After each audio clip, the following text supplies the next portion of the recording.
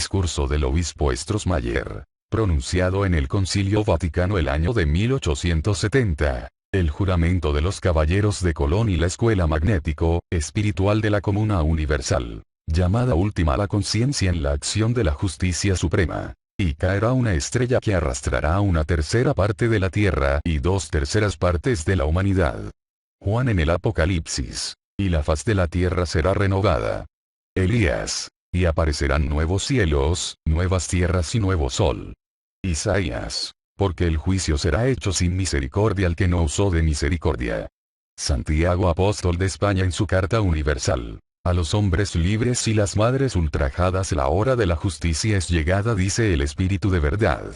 Y como toque de atención estridente y constante, resuena su voz en la conciencia de los libres, manteniéndolos en su latente protesta de las injusticias del enemigo común del progreso y de la humanidad, que con la audacia del sin conciencia, del desalmado, del degenerado de la especie, se entromete sutil y brutalmente, en todos los momentos y en todas las cosas de la vida civil, promoviendo las intrigas que llevan a los hombres a la guerra, sembrando el odio, por la religión, única causa de las contiendas todas y del mal mundial. Blasfemia. Gritará el pontífice a esta afirmación. Pero yo le preguntaré, ¿qué significa sino eso? Él. Fuera de mí ni hay salvación, sostenido a fuerza de crímenes sin cuento, de imposiciones brutales como las contenidas en las excomuniones del sílabus del famoso infalible Pío IX, que recopila toda su bondad en su última palabra testamentaria. Mantener la Iglesia a una costa de la sangre de toda la humanidad. ¿Cuál es la blasfemia? ¿Quién demuestra los odios y los lleva a la práctica? ¿La religión o el liberalismo? Pues en justicia. En defensa de la justicia. El liberalismo contesta a Pío IX. Salvaremos a la humanidad a costa de la muerte de las religiones y sus dioses. Los dioses religiosos son de piedra, palo, barro, metales y aún de carne y hueso, según Isaías, que los condena. Y la religión, según definición en filosofía austera de los hechos, es relegación de derechos. Confirmado en que, para ser fiel hijo de la Iglesia ha de creer con fe ciega. Es decir, ha de ser un sin conciencia, un burro atado al carro, sin ningún derecho ni discernimiento y jurado enemigo de los que pueden pensar. Mas no seamos nosotros, los libres, los que estamos conformes con Santiago el apóstol de España, en no aceptar más fe que la fe de obras, que es la fe viva. Dejemos hablar a los religiosos, relegados, y nos van a dar una lección suprema de anatomía de las entrañas de la bestia 666 y del dragón que se sienta en ella. Pedimos, sí, a los hombres libres y de razón tranquila, que repriman todo ímpetu y justa ira y retengan a las madres en su desesperación, ante los horrendos crímenes jurados solemnemente que van a oír de los santos, puros y sin mancha, labios y pulcra lengua, mientras recibe en ella lo que más de respeto y santo tiene esa religión. Sí, madres. Santas madres. Porque por vosotras se perpetúa la creación, sigue existiendo la especie humana por vuestro sacrificio al dar vida, 1000 veces a costa de vuestra vida, a los hombres mismos que han jurado ante el sacramento nefando de la Eucaristía, las blasfemias y crímenes siguientes, hasta la ignominia. Juramento de los caballeros de Colón, Sociedad del Veneno y de la Cuchilla. Reproducimos del Iconoclasta, semanario libre pensador que ve la luz pública en Guadalajara, Jalisco, el siguiente artículo, no sin llamar la atención de los gobiernos, de las instituciones liberales, y de la sociedad honrada, sobre la clase de pájaros con que cuenta la Iglesia Católica para su defensa y que lleva hasta la ignominia en aras del crimen y de la prostitución. Alerta, pues, hombres y mujeres honradas. Creemos más infames a los caballeritos de industria de Colón que a los encapuchados. Estos son dignos de compasión. Aquellos, dignos del mayor desprecio por parte de todo ser honrado. He aquí cómo y qué juran. Yo, en presencia del Todopoderoso Dios, de la bienaventurada Virgen María, del bienaventurado San Juan Bautista, de los santos apóstoles San Pedro y San Pablo, de todos los santos, sagradas huestes del cielo y de ti, mi Santísimo Padre, el Superior General de la Sociedad de Jesús, fundada por San Ignacio de Loyola en el pontificado de Pablo III, y continuada hasta el presente, por el vientre de la Virgen María, la matriz de Dios y el cayado de Jesucristo, declaro y juro que su santidad, el Papa, es vicerregente de Cristo y que es única y verdadera cabeza de la Iglesia Católica o universal en toda la tierra. y que en virtud de las llaves para atar y desatar dadas a su santidad por mi Salvador Jesucristo, tiene poder para deponer reyes herejes, príncipes, estados, comunidades y gobiernos y destruirlos sin prejuicio alguno.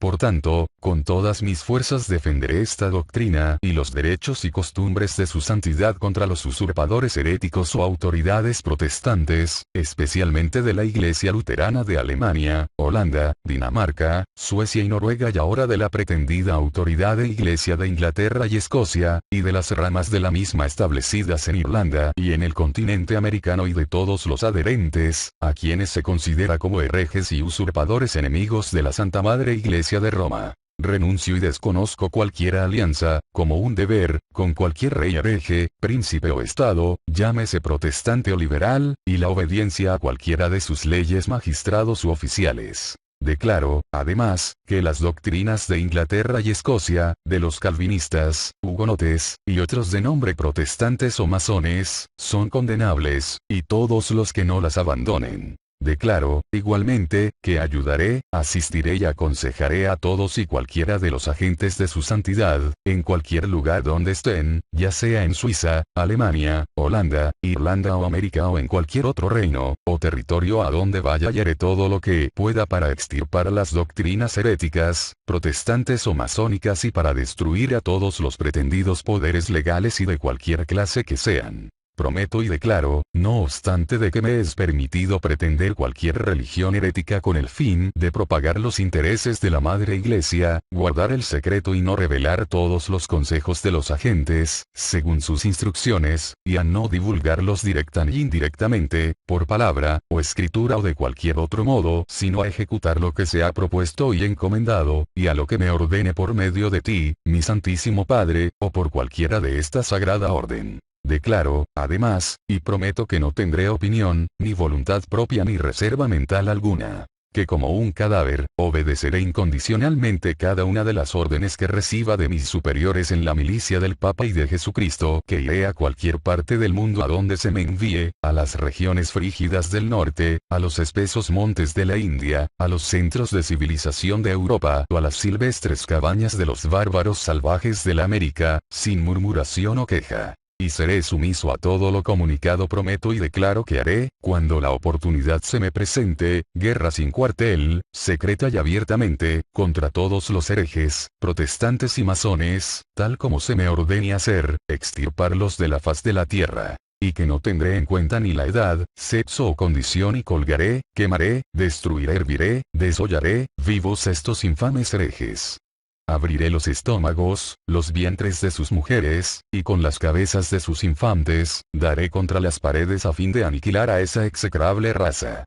Que cuando esto no pueda hacerse abiertamente, emplearé secretamente la copa de veneno, la estrangulación, el acero, el puñal o la bala de plomo, sin tener en consideración el honor, rango, dignidad o autoridad de las personas, cualquiera que sea su condición en la vida pública y privada, tal como sea ordenado en cualquier tiempo por los agentes del Papa o el superior de la Hermandad del Santo Padre, de la Sociedad de Jesús, para todo lo cual consagro mi vida, alma y todos los poderes corporales, y con la daga que recibo ahora suscribiré mi nombre con mi sangre en testimonio de ello, y si manifestase falsedad o debilidad en mi determinación, pueden mis hermanos y mis soldados compañeros de la milicia del Papa, cortar mis manos y mis pies y mi cuello de oreja a oreja. Protesto abrir mi vientre y quemar azufre en él y aplicarme todos los castigos que se puedan sobre la tierra, y que mi alma sea torturada por los demonios del infierno para siempre. Que daré mi voto por uno de los caballeros de Colón con preferencia a un protestante, especialmente a un masón, y que haré que todo mi partido haga lo mismo. Que si dos católicos están luchando, me convenceré quién defiende más la Santa Madre Iglesia y daré mi voto por él. No trataré ni emplearé a un protestante si está en mis facultades tratar o emplear a un católico. Colocaré a una señorita católica en familias protestantes, para que semanariamente rindan informes de los movimientos familiares de los herejes. Que me proveeré de armas y municiones a fin de estar listo para cuando se me dé la orden o me sea ordenado defender la Iglesia, ya como individuo o en la milicia del Papa. Todo lo cual yo juro por la bendita Trinidad y el bendito sacramento que estoy para recibir, ejecutar y cumplir este juramento. Deteneos, madres. No seáis vosotras las que os manchéis en sangre tan negra, que ya no es la que vosotros disteis a esos seres. Aquella la absorbió el dragón para alimentar a la bestia. Pero si protestar de no parir más hijos para la religión, y así no daréis tampoco para la guerra, porque no podrá haberla no existiendo la causa que la hace, blasfemia. Nos dicen otra vez, pero ¿cómo nos desmentirán cuando ahora mismo están los obispos franceses retando al gobierno y al pueblo, persiguiendo y maltratando a los niños indefensos porque no quieren entrar en las escuelas religiosas? ¿Qué defensa tendrá el general católico Castelnau obediente a los obispos, preparando una lucha sangrienta? No, no seáis vosotras, madres, las que pongáis en peligro las vidas que disteis con peligro de las vuestras y que, a pesar de continuos sacrificios, la mujer es discutida por una jauría de obispos que discutió si la mujer tiene alma. Si es un ser racional, y no se murieron de vergüenza porque, como bestias, como hijos de bestias si sus madres no eran seres racionales, no la podían tener. No serráis vosotras madres, si vosotros hombres libres, los que castiguen a los causantes del mal mundial, que no es solo la religión católica, aunque absorba los delitos de todas, sino que, todas son causa de la degeneración humana. Está ya en acción la justicia anunciada, no por los dioses de ira, vengativos e impotentes de las religiones, sino por los grandes misioneros asesinados siempre por las religiones, entre los cuales están el más fuerte Juan y el muralista Jesús, este último que no es Cristo ni fundó religión ninguna, ya que como todos los misioneros venían a destruirlas todas, lo que hoy nos toca ver, por la acción de la justicia que renueva la faz de la tierra, y la hora es llegada de arrancar la cizaña para que las nuevas semillas, las nuevas doctrinas, de nuevas escuelas del nuevo día, germinen en las nuevas tierras a la luz del nuevo sol.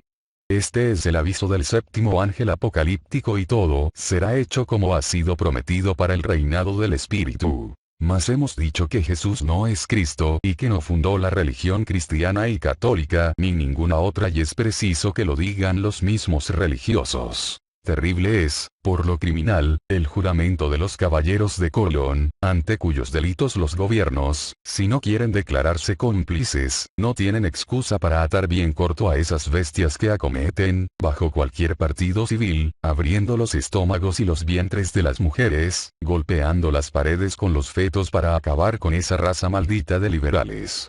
Mas van a ser catastróficos para la bestia madre y sus fieles sanguinarios las declaraciones del valiente obispo Strossmayer, hechas ante el propio pontífice en otro año santo que Garibaldi convirtió en año de la libertad y unidad de Italia, y el pontífice dejó de ser rey. Pero que la suprema justicia dispuso que había de ver su impotencia viendo derrumbarse todos sus castillos, obras que le incumbe a la política del Creador, que es Padre y no Dios de ninguna religión, el cual, porque es llegada la hora de esa justicia, impone a este mundo tierra su régimen universal y convierte este otro año santo del Vaticano, en año de justicia sin misericordia para los que no han usado de misericordia, como en su nombre sentó el apóstol de España y hermano de Jesús. Verdades ya historiadas por el espíritu de justicia, luz y verdad, que agregamos a las expuestas por Strossmayer, en un prólogo y epílogo con que honramos su discurso valeroso y que por cuarta vez lo reimprimimos.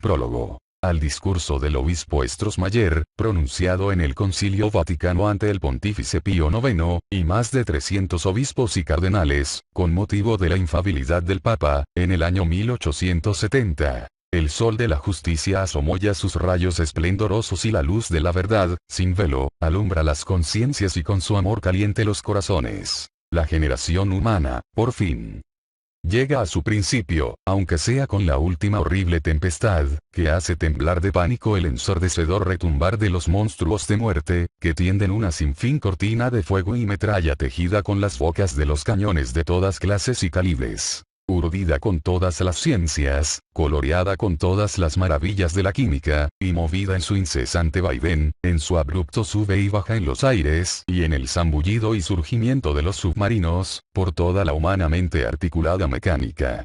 Pobre progreso humano. Qué mal te emplean los que siempre te pusieron trabas. Pero eres omnipotente y hoy los aplastas, manejado por ellos mismos. Sí. Han querido desviar el progreso del fin que la sabiduría del Creador le impuso, y con tal mandato se ha dejado manejar por sus enemigos y sin faltar a su fin los pisa, destruye y aplasta, haciendo un erial de los poblados campos y una necrópolis de toda la tierra, donde imperaron los detractores del progreso y sus feudos. Y es que a las inmutables leyes del Creador nadie las burla, y si toleran un tiempo por el amor que llevan impreso, no consienten en justicia. Y cuando llega la injusticia al máximo desequilibrio, se marca en la ley suprema el momento de intervención y entonces toma las mismas armas con que se quiso destruir y aplasta el detractor, sin tener en cuenta títulos ni oropeles, ni dignidades, ni clases, ni credos, ni religiones, ni dogmas, ni sacramentos, porque esa ley solo tiene este epígrafe: el hombre.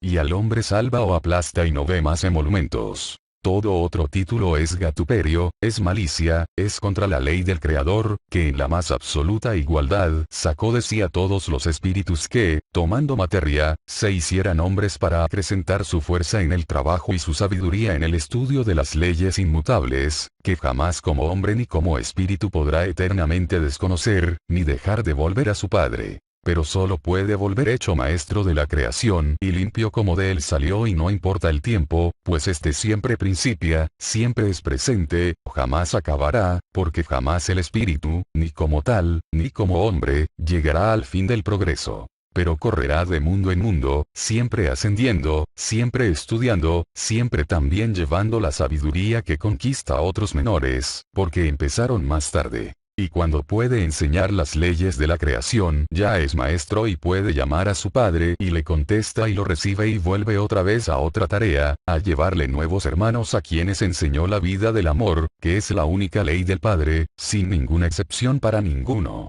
¿Cómo, pues, hay supremacías? ¿Por qué hay títulos y clases, cuando la ley es solo una y esta es de la más absoluta igualdad para cada grado de progreso?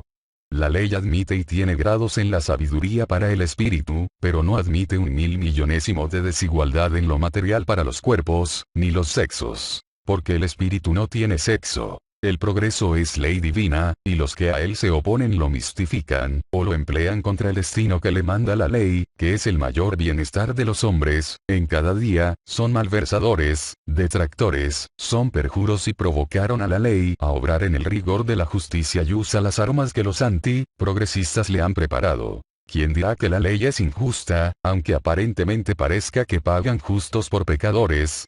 El que crea que hay justos. El que diga que hay inocentes, aunque lo diga por los niños, se pone él mismo el sello de ignorante. No sabe aún la del alfabeto infinito de la vida. No sabe que los cuerpos solo son trajes del espíritu, que se los crea para hacer una obra en la eterna creación y que solo el espíritu es responsable ante el Creador y no sus cuerpos, ni su alma. El espíritu tiene la ley divina. Los cuerpos tienen la ley de la materia. Pero el alma, producto quintesencial de la materia y vivificada por el espíritu para servir de intermediario, de resistencia, que permita, polo positivo, encerrarse en un cuerpo material, creado con las esencias de la materia, polo negativo, el alma, repito, no tiene ley. No puede tener ley. Ella sirve eternamente al espíritu del cuerpo, desde que toma materia por primera vez en un mundo embrionario y jamás pueden romper ese maridaje, porque se rompería el concierto del universo. Y esa alma, enriquecida cada vez en cada nueva reencarnación, es el archivo del espíritu, donde se anotan todas las obras de ese espíritu, como hombre. Y es más densa o más pura, según las obras realizadas dentro o fuera de la ley suprema de amor. Yo sé que esto aún son muy pocos los que lo saben. Pero la causa de esta ignorancia es solo las religiones, que obligó a los hombres a vegetar como bestias inconscientes por el terror y el dogma, exigiéndoles una fe sin ver, una fe sin comprobación, lo que es fe de ciegos, que es el colmo de la ignominia, porque degenera al hombre y mata en su ser inteligente. En su espíritu, por el que solo puede y es hombre y sin él, con cuerpo y alma, solo sería un animal irracional, con desventaja de los otros animales por su constitución física mucho más débil, por la misma razón de ser más bello, más sutil, por ser el cuerpo humano esencias de los tres reinos. Aquí llamo a la química y a todas las ciencias, credos y religiones y aun a lo que haya por encima de todo esto, que me desmienta, y si lógica, racional y científicamente no puede ser desmentido, no es lógico y racional admitirlo, como base de un nuevo y definitivo código que acabe con todo el error, sabiendo que acabaría el mal que nos agobia y que la guerra no podrá ser. Yo sé que todo esto es lo que pide, lo que quiere, lo que exige el pueblo consciente trabajador y hay que temblar, porque ya está descompuesto y soliviantado en todo el mundo. Pero aún no se han borrado las mentiras que sus religiones le hizo creer, ni los odios que le hizo nacer con el engaño de patria, ni la supremacía en que lo hizo creerse y mantener un orgullo peligroso, creyendo peor al de otra nación y menos que él a todos los hombres, y de aquí las tremendas hecatombes. Pero la justicia divina llega en favor del pueblo, siempre engañado, burlado y vilipendiado por los poderes parásitos y supremáticos. El religioso, imperante, y el civil, feudo de aquel, creando entre los dos un tercer estado parásito, pero armado, para castigar al que protestará de la iniquidad. Y ahora los tres autócratas se encuentran en juicio inapelable, sin que su plutocracia lo pueda evitar, ni para nada tenga en cuenta la justicia divina, los colgables, ni títulos, que no los dio el Creador, ni el pueblo, porque nunca hubo un plebiscito. Este juicio de liquidación definitivo, empezó en el instante mismo en que Strossmayer, valientemente, negó la infalibilidad al pontífice romano, probando la no existencia del papado y la mentira de la religión católica por ende. Y a las pocas horas es también destronado como rey, volviéndole la espalda a los 10 reyes que adornaban la tiara y de hecho se le separaron, quedándole solo uno. Pero movido y habido, para que se cumpliera en todos sus detalles la profecía del Apocalipsis, que bien claro habla el que la revela Juan diciéndole, y los 10 cuernos de la bestia son 10 reyes que aún no tienen reino y lo recibirán de la bestia y la servirán una hora. Y continúa. Y la bestia movió la cabeza y se le cayó el último cuerno al mar y agitó todas las aguas, y las aguas que han visto son pueblos y naciones y lenguas, que siguen a la ramera, etcétera, etcétera y ya ven los hombres como el viejo emperador de Austria, que era el último cuerno que le había quedado, herido a raíz del discurso de Strossmayer, al fin se le cayó a la bestia, con la desobediencia del príncipe de Austria, al casarse con la mujer que llenaba su corazón, sin mirar al querer del Vaticano. Pero que Francisco José autorizó y bendijo, desobedeciendo también la imposición del pontífice. Ese cuerno caído, ya lo ven los hombres, encendió la mecha que en ley traía y ya veremos que nadie será capaz de apagar el incendio, hasta que haya consumido todo lo que se opone al divino decreto, de hacer de todos los hombres una sola familia, sin que nadie sea extranjero en ninguna parte. Con una sola ley, la del amor. Con un solo credo, que es político pero no religioso, y bajo un único régimen. La comuna, sin parcelas ni propiedad individual y sin más títulos que el de hermano. ¿Creéis que esto estará lejos?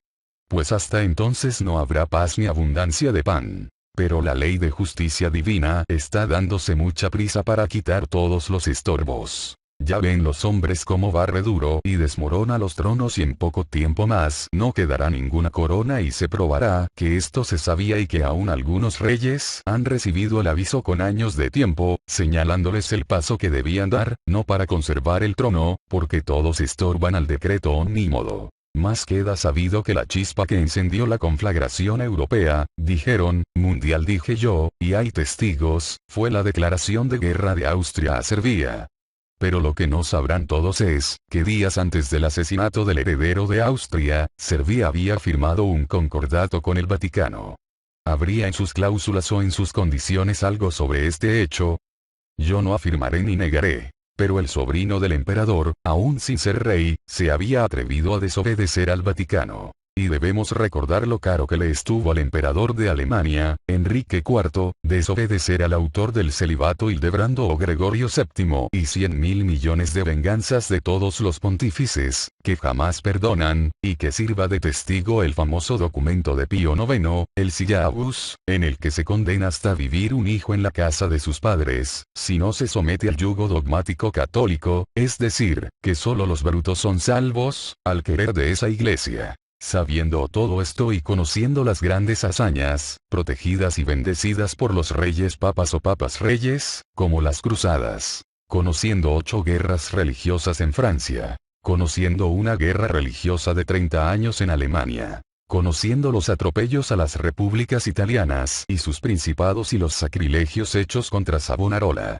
conociendo las gloriosas torturas de la Inquisición y sus refulgentes hogueras para castigar a los españoles por el inaudito sacrilegio de descubrir un mundo, desmintiendo el dogma católico y cristiano, que mandaba creer, puesto que lo sostenía, que todo el universo eran aquellos pedazos de tierra que hoy son vergüenza de las generaciones, por obra y gracia del dominio religioso. Conociendo la intriga de Pío X, para forzar a Prusia, a llevar la desolación a Francia, acaso porque unos cardenales franceses cometieron la imprudencia de abrazar al obispo Strossmayer. Conociendo el famoso tratado llamado Santa Alianza firmado el año 1815, a los pies del trono pontífice, entre Rusia, Prusia, Austria y Francia, en el que se comprometen santamente a mantener la guerra latente en España, hasta que los españoles reconozcan a su rey de derecho divino y de no destruir la nación, madre de 20 naciones, y consiguieron deshijarla hasta de la última hija o colonia. Llevarle 2 guerras fratricidas, salidas del Vaticano, con sus armas bendecidas y su bandera irracional y autócrata de Dios, patria y rey. Conociendo en fin, tanto millones de estos hechos por esa gran bestia, como la señala el Apocalipsis bajo el número 666. ¿Por qué no pudo intentar hacer un cesto más en el concordato de Servia, para castigar la desobediencia del heredero de Austria?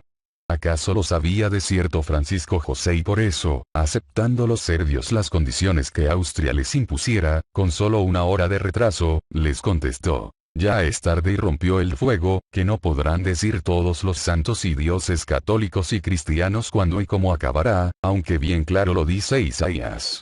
Pero como lo dice, condenado a esos dioses y santos de piedra, barro, madera y metales y de cualquier materia que sean, hasta de masa y de carne, no lo han querido entender, ni aun diciendo como dice, el número de combatientes que habría en esta hecatombe, como no han visto los hombres desde que están sobre la tierra. Y señaló 200 millones de combatientes. Y ya verán los hombres que lo habrá. Pero esto no es materia de este folleto. Había de llegar la hora de las grandes metamorfosis y de las transmutaciones, y en la transmutación estamos. Y nada ni nadie lo ha estorbado, ni lo estorbará, porque así fue prometido a Isaías, solemnemente. Y todo lo que estorbe será quitado. ¿Hay alguien que no lo vea y no lo oiga? Si lo hay, ese es de aquellos que tienen orejas y no oyen y ojos y no ven. Pero los sordos huirán, los ciegos verán y los mudos hablarán, se ha dicho. Esperar, que también la naturaleza tiene órdenes que cumplir para tomar parte en la apoteosis, y cuando los dolores del parto empiezan, el parto no puede tardar. Y esos gruñidos de los dolores se oyen cada día, y por lo tanto la tierra parirá. Entonces huirán los sordos, verán los ciegos aberrados y sistemáticos, y caminarán los tullidos, que no han querido andar al son del progreso, pero ya será tarde. Demos ahora cabida al obispo Strossmayer, teniendo en cuenta que es católico y obispo, pero si no lo fuera, no habría podido decir lo que dijo allí, ante el mismísimo candidato a infalible, Pío IX, y aunque podía haber dicho muchísimo más de lo que deja entre líneas, pero que es lo bastante para ilustrar el mundo del engaño religioso. Y nótese que él no dice nada. Lo toma de la historia, y esta historia, escrita por ellos mismos a su gusto y conveniencia, aún los acusa y anula. ¿Qué será cuando la historia se escriba en su verdad? Sí, la historia, visada y revisada y corregida por ellos, como todo lo que debiera publicarse, tenía que llevar el vergonzoso epitafio, con licencia de la autoridad eclesiástica. Y los libros que no llevaren el epitafio, símbolo de la tiranía más brutal, porque se quería atar el pensamiento y esclavizar el espíritu, libros y autor, eran consumidos en la hoguera y destrozados en los potros, en las ruedas, o en cualquiera de los 1000 aparatos de tortura que cristianamente inventó el digno representante de ese gran Dios, monstruo religioso más duro que el mismo Cristo. Y sabed, por ahora, que Jesús no es Cristo, y que Cristo no existió como persona humana y ni aun siquiera animal, pues lo que fue llamado Cristo es una dura piedra que en el epílogo historiaremos. Hasta algo de esto pudo decir Strossmayer. Pero ya sabéis que era católico y no quiso salirse de la historia escrita por ellos. Pero debían saber los papas que aunque pasaron muchos siglos empleándose muchos miles de hombres en raspar papiros, pergaminos, planchas y tablillas, o rasgando y borrando para mistificar la verdad, no a todas partes entraron. Y quedan los suficientes documentos para saber que Jesús nació en Nazaret y no en Belén. Y no se llamó Emanuele, ni fue el 25 de diciembre, ni tampoco murió en la cruz, aunque fue crucificado. Y si fuera necesario, se les mostrará el cuerpo del mártir, porque no subió a los cielos. Y si les parece poco, también está en la tierra el cuerpo de María su madre, a la que pueden acompañar sus 7 hijos, no lo querrán, de seguro, como no quiere el asesino ver a sus víctimas. Pero la sabiduría divina previno todas las cosas y guarda lo que puede hacerle falta. Si hubiera sabido Strossmayer esa fuente de luz, ¿cuánto más hubiera dicho? Pero acaso hubiera obrado de otro modo y aún no era hora, y así dijo a lo que pudo.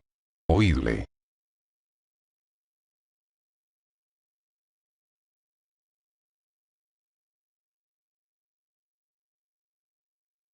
Discurso del obispo Strossmayer. Venerables padres y hermanos. No sin temor, pero con una conciencia libre y tranquila ante Dios que vive y me ve, tomo la palabra en medio de vosotros, en esta augusta asamblea. Desde que me hallo sentado aquí con vosotros, he seguido con atención los discursos que se han pronunciado en esta sala, ansiando con grande anhelo que un rayo de luz, descendiendo de arriba, iluminase los ojos de mi inteligencia y permitiese votar los cánones de este santo concilio ecuménico con perfecto conocimiento de causa. Penetrado del sentimiento de responsabilidad, por lo cual Dios me pedirá cuenta, me he propuesto estudiar con escrupulosa atención los escritos del Antiguo y Nuevo Testamento y he interrogado a estos venerables monumentos de la verdad, para que me diesen a saber si el Santo Pontífice, que preside aquí, es verdaderamente el sucesor de San Pedro, vicario de Jesucristo e infalible doctor de la Iglesia. Para resolver esta grave cuestión, me he visto precisado a ignorar el estado actual de las cosas y a transportarme en mi imaginación, con la antorcha del Evangelio en las manos, a los tiempos en que ni el ultramontanismo ni el galicanismo existían, y en los cuales la Iglesia tenía por doctores a San Pablo, San Pedro, Santiago y San Jorge, doctores a quienes nadie puede negar la autoridad divina sin poner en duda lo que la Santa Biblia, que tengo delante, nos enseña y la cual el Concilio de Trento proclamó como la regla de la fe y de la moral. He abierto, pues, estas sagradas páginas. Y bien, me atreveré a decirlo, nada he encontrado que sancione próxima o remotamente la opinión de los ultramontanos. Aún es mayor mi sorpresa, porque no encuentro en los tiempos apostólicos nada que haya sido cuestión de un papa sucesor de San Pedro y vicario de Jesucristo, como tampoco a Mahoma, que no existía aún. Vos, Monseñor Manning, diréis que blasfemo. Y vos, Monseñor Fie, diréis que estoy demente. No, monseñores, no blasfemo, ni estoy loco. Ahora bien, habiendo leído todo el Nuevo Testamento, declaro ante Dios con mi mano elevada al gran crucifijo, que ningún vestigio he podido encontrar del papado, tal como existe ahora. No me rehuséis vuestra atención, mis venerables hermanos, y con vuestros murmullos e interrupciones justifiquéis a los que dicen, como el padre Jacinto, que este concilio no es libre, porque vuestros votos han sido de antemano impuestos. Si tal fuese el hecho, esta augusta asamblea, hacia la cual todas las miradas del mundo están dirigidas, caería en el más grande descrédito. Si deseamos ser grandes, debemos ser libres. Agradezco a su excelencia, Monseñor Dupanloup, el signo de aprobación que hace con la cabeza. Esto me alienta y prosigo. Leyendo, pues, los santos libros con toda la atención de que el Señor me ha hecho capaz, no encuentro un solo capítulo, o un corto versículo, en el cual Jesús dé a San Pedro, la jefatura sobre los apóstoles, sus colaboradores. Si Simón, el hijo de Jonás, hubiese sido lo que hoy día creemos sea su santidad Pío IX, extraño es que no le hubiere dicho: cuando haya ascendido a mi Padre, debéis todos obedecer a Simón Pedro, así como ahora me obedecéis a mí. Le establezco por mi vicario en la tierra. No solamente calla Cristo sobre este particular, sino que piensa tampoco en dar una cabeza a la Iglesia, que cuando promete tronos a sus apóstoles, para juzgar a las 12 tribus de Israel, Mateo 19, 28, les promete 12, uno para cada uno, sin decir que entre dichos tronos uno sería más elevado, el cual pertenecía a Pedro. Indudablemente, si tal hubiese sido su intento, lo indicaría. ¿Qué hemos de decir de su silencio? La lógica nos conduce a la conclusión de que Cristo no quiso elevar a Pedro a la cabecera del colegio apostólico. Cuando Cristo envió a los apóstoles a conquistar el mundo, a todos dio la promesa del Espíritu Santo. Permitidme repetirlo. Si él hubiese querido constituir a Pedro en su vicario, le hubiera dado el mando supremo sobre su ejército espiritual. Cristo, así lo dice la Santa Escritura, prohibió a Pedro y a sus colegas reinar o ejercer señorío o tener potestad sobre los fieles, como hacen los reyes gentiles. Lucas, 22, 25 y 26. Si San Pedro hubiese sido elegido papa, Jesús no diría esto. Porque según vuestra tradición, el papado tiene en sus manos dos espadas, símbolos del poder espiritual y temporal. Hay una cosa que me ha sorprendido muchísimo. Resolviéndola en mi mente me he dicho a mí mismo, si Pedro hubiese sido elegido papa, ¿se permitiría a sus colegas enviarle con San Juan a Samaria para anunciar el Evangelio del Hijo de Dios? Hechos, 2, 15. ¿Qué os parecería, venerables hermanos, si nos permitiésemos ahora mismo enviar a su Santidad Pío IX, y a su Eminencia Monseñor Plautier al Patriarca de Constantinopla para persuadirle a que pusiese fin al cisma del Oriente? Mas, he aquí otro hecho de mayor importancia. Un concilio ecuménico se reúne en Jerusalén para decidir cuestiones que dividían a los fieles. ¿Quién debiera convocar este concilio si San Pedro fuese papa? Claramente San Pedro. ¿Quién debiera presidirlo? San Pedro o su delegado. ¿Quién debiera formar o promulgar los cánones? San Pedro. Pues bien, nada de esto sucedió. Nuestro apóstol asistió al concilio, así como los demás, pero no fue quien reasumió la discusión sino Santiago. Y cuando se promulgaron los decretos, se hizo en nombre de los apóstoles, ancianos y hermanos. Hechos, 15. ¿Es esta la práctica de nuestra Iglesia? Cuanto más lo examino, oh, venerables hermanos, tanto más estoy convencido que en las Sagradas Escrituras, el hijo de Jonás no parece ser el primero. Ahora bien, mientras nosotros enseñamos que la Iglesia está edificada sobre San Pedro, San Pablo, cuya autoridad no puede dudarse, dice, en su epístola a los Efesios, capítulo 2, que está edificada sobre el fundamento de los apóstoles y profetas, siendo la principal piedra del ángulo, Cristo mismo. Este mismo apóstol cree tampoco en la supremacía de Pedro, que abiertamente culpa a los que dicen, somos de Pablo, somos de Apolo, 1 de Corintios, 1, 12, así como culpa a los que dicen, somos de Pedro. Si este último apóstol hubiese sido el vicario de Cristo, San Pablo se habría guardado bien de no censurar con tanta violencia a los que pertenecían a su propio colega. El mismo apóstol Pablo, al enumerar los oficios de la Iglesia, menciona apóstoles, profetas, evangelistas, doctores y pastores. Es creíble, mis venerables hermanos, que San Pablo, el gran apóstol de los gentiles, olvidase el primero de estos oficios del papado, si el papado fuera de divina institución. Ese olvido me parece tan imposible como el de un historiador de este concilio que no hiciese mención de su santidad Pío IX. Varias veces. Silencio, hereje, silencio. Calmaos, venerables hermanos, que todavía no he concluido. Impidiéndome que prosiga, manifestaríais al mundo que procedéis sin justicia, cerrando la boca de un miembro de esta asamblea. Continuaré. El apóstol Pablo no hace mención en ninguna de sus epístolas, a las diferentes iglesias, de la primacía de Pedro. Si esta primacía existiese, si, en una palabra, la Iglesia hubiese tenido una cabeza suprema dentro de sí, infalible en enseñanzas, ¿podría el gran apóstol de los gentiles olvidar el mencionarla? ¿Qué digo?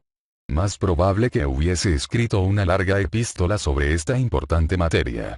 Entonces, cuando el edificio de la doctrina cristiana fue erigido podría, como lo hace, olvidarse de la fundición, de la clave del arco. Ahora bien, si no opináis que la Iglesia de los apóstoles fue herética, lo que ninguno de vosotros desearía o osaría decir, estamos obligados a confesar que la Iglesia nunca fue más bella, más pura, ni más santa que en los tiempos en que no hubo papa. Gritos de, no es verdad. No es verdad. No diga Monseñor Laval, no. Si alguno de vosotros, mis venerables hermanos, se atreve a pensar que la Iglesia que hoy tiene un papa por cabeza, es más firme en la fe, más puro en la moralidad que la Iglesia apostólica, dígalo abiertamente ante el universo, puesto que este recinto es un centro desde el cual nuestras palabras volarán de polo a polo. Prosigo. Ni en los escritos de San Pablo, San Juan o Santiago, descubre o traza alguna o germen del poder papal.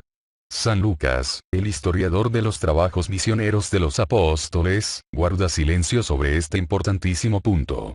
El silencio de estos hombres santos, cuyos escritos forman parte del canon de las divinamente inspiradas escrituras, me parece tan penoso e imposible, si Pedro fuese papa, y tan inexcusable como si Thiers, escribiendo la historia de Napoleón Bonaparte, omitiese el título de emperador.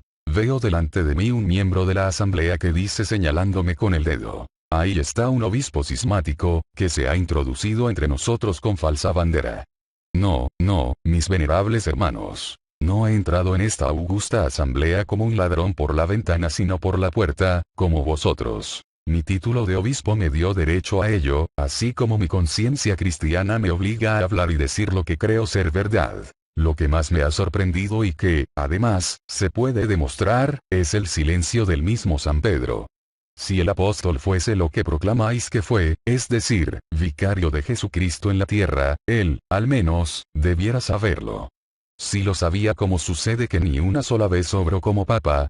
Podría haberlo hecho el día de Pentecostés, cuando predicó su primer sermón, y no lo hizo. En el concilio de Jerusalén, y no lo hizo. En Antioquía, y no lo hizo, como tampoco lo hace en las 2 epístolas que dirige a la Iglesia. ¿Podéis imaginaros un tal papa, mis venerables hermanos, si es que Pedro era papa? Resulta, pues, que si queréis sostener que fue papa, la consecuencia natural es que él no lo sabía. Ahora pregunto a todo el que tenga cabeza con qué pensar y mente con qué reflexionar: ¿son posibles estas dos suposiciones? Digo, pues, que mientras los apóstoles vivían, la Iglesia nunca pensó que había papa. Para sostener lo contrario, sería necesario entregar las sagradas escrituras a las llamas o ignorarlas por completo. Pero escucho decir por todos lados: pues que, ¿no estuvo San Pedro en Roma? ¿No fue crucificado con la cabeza abajo? ¿No se hallan los lugares donde enseñó, y los altares donde dijo misa, en esta ciudad eterna? Que San Pedro haya estado en Roma, reposa, mis venerables hermanos, solo sobre la tradición. Más aún, si hubiese sido obispo de Roma, ¿cómo podéis probar con su episcopado su supremacía? Escaligero, uno de los hombres más eruditos, no vacila en decir que el episcopado de San Pedro y su residencia en Roma, deben clasificarse entre las leyendas ridículas. Repetidos gritos: tapadle la boca. Hacedle descender del púlpito. Venerables hermanos, estoy pronto a callarme. Mas, ¿no es mejor en una asamblea como la nuestra, probar todas las cosas como manda el apóstol y creer todo lo que es bueno?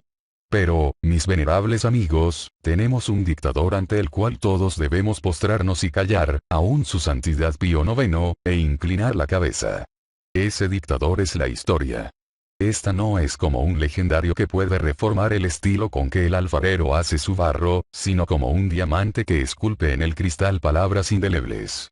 Hasta ahora me he apoyado solo en ella, y no encuentro vestigio alguno del papado en los tiempos apostólicos. La falta es suya, no es mía. ¿Queréis quizá colocarme en la posición de un acusado de mentira? Hacedlo si podéis. Oigo a la derecha estas palabras: tú eres Pedro, y sobre esta roca edificaré mi iglesia. Mateo 16:18. Contestaré esta objeción después, mis venerables hermanos. Mas, antes de hacerlo, deseo presentaros el resultado de mis investigaciones históricas. No hallando ningún vestigio del papado en los tiempos apostólicos, me dije a mí mismo: quizá hallaré al papa en los 4 primeros siglos y no he podido dar con él.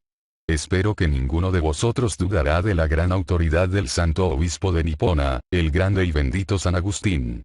Este piadoso doctor, honor y gloria de la Iglesia Católica, fue secretario en el Concilio de Meline. En los decretos de esa venerable asamblea, se hallan estas palabras: todo el que apelase a los de la otra parte del mar, no será admitido a la comunión por ninguno en el África. Los obispos de África reconocían tampoco al obispo de Roma que castigaban con excomunión a los que recurriesen a su arbitrio.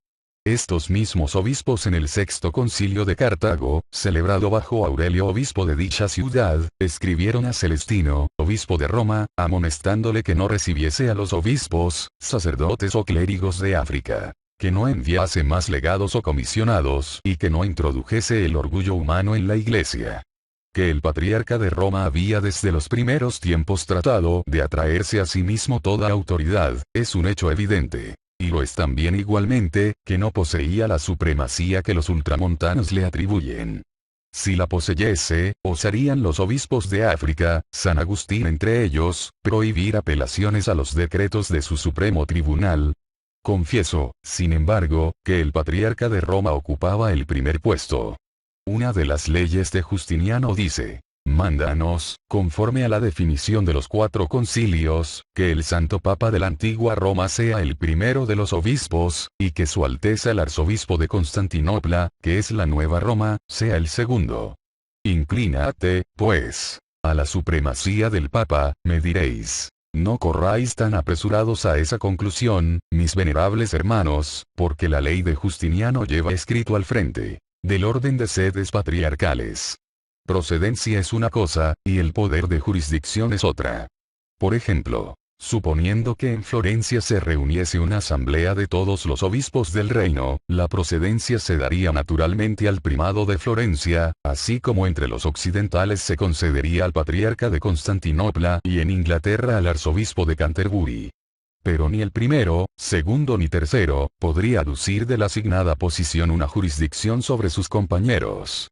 La importancia de los obispos de Roma precede no de un poder divino, sino de la importancia de la ciudad donde está la sede. Monseñor Darboy no es superior en dignidad al arzobispo de Avignon. Mas, no obstante, París le da una consideración que no tendría, si en vez de tener su palacio en las orillas del Sena se hallase sobre el Ródano.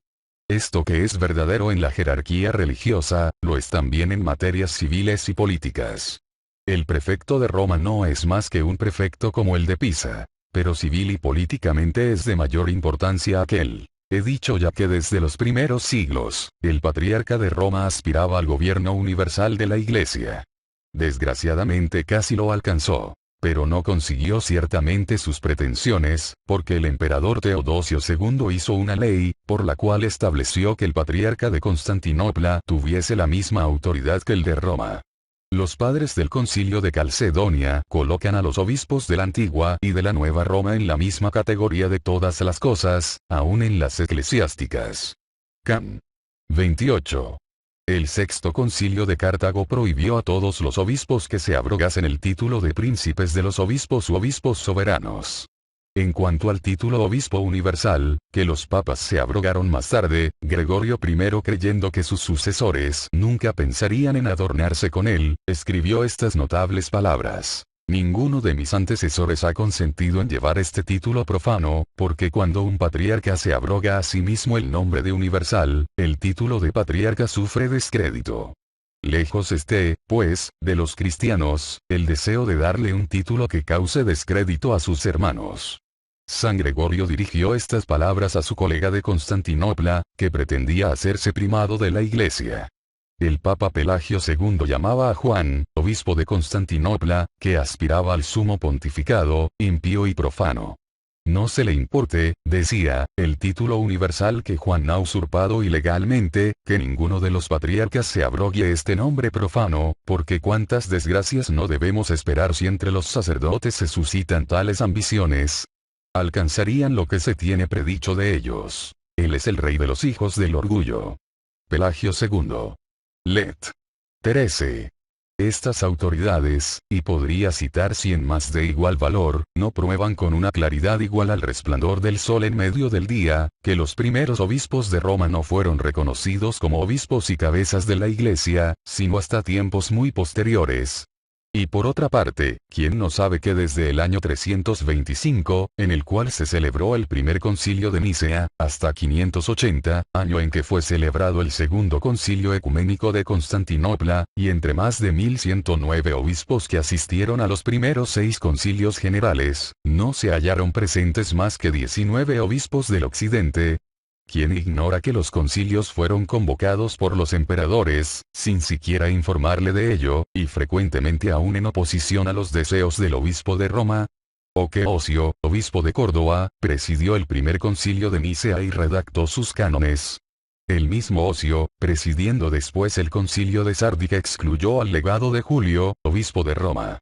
No diré más, mis venerables hermanos, y paso a hablar del gran argumento a que me refería anteriormente para establecer el primado del obispo de Roma. Por la roca, Petra, sobre que la Santa Iglesia está edificada, entendéis que es Pedro.